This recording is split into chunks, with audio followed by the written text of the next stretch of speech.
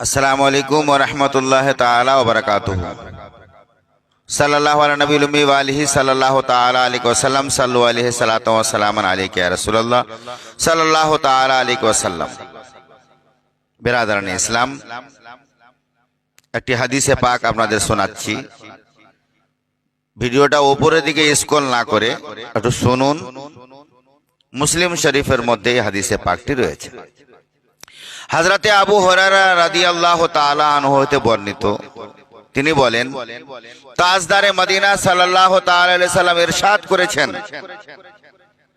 তোমাদের মধ্যে কখনো কেউ যেন পানি পান করার সময় দাঁড়িয়ে পানি না পান করে।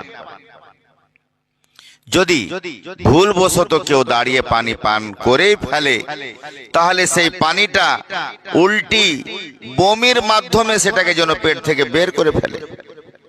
সুবহানাল্লাহ। কিন্তু আমরা করি কি? ভুলে নয়, জেনে শুনে দাঁড় হয়ে পানি পান করি।